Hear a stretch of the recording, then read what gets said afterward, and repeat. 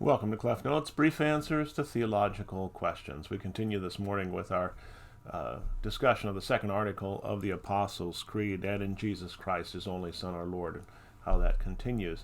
And the question then for us this morning specifically is, how is it that Jesus has become our Lord? Well, he's become our Lord by redeeming us from sin and death and from the power of the devil, as Luther puts it in the meaning to the second article, not with gold or silver, but with his holy precious blood and his innocent suffering and death. So Christ has become our Lord by suffering and dying for us on the cross. And by so doing that, he has won us back from sin and death and the devil. But he hasn't done that. He hasn't redeemed us from sin, death, and the devil, so then we could continue to sin, we could continue to court death, and we could continue to dance with the devil. And certainly some Christians understand redemption in that way.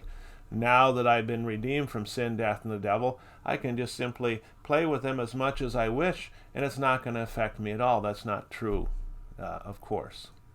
Because as Luther continues there, he says, why does Christ redeem us from sin, death, and the devil? Why does he become our Lord? So that we can be his own and live under him in his kingdom and serve him in righteousness, innocence, and blessedness. If you look through the entire New Testament, you'll see that the Christian life is one of righteousness and innocence and blessedness. It's not one of sin and death and the devil. This is an extremely important point. The Christian life is not one in which sin continues and death continues and the devil continues to be displayed in a life, but righteousness, innocence, and blessedness. This is why we have been redeemed from sin, death, and the devil by our Lord Jesus Christ with his holy, precious blood and his innocent suffering and death. I hope that helps, and I hope you can join me next time on CLEF Notes.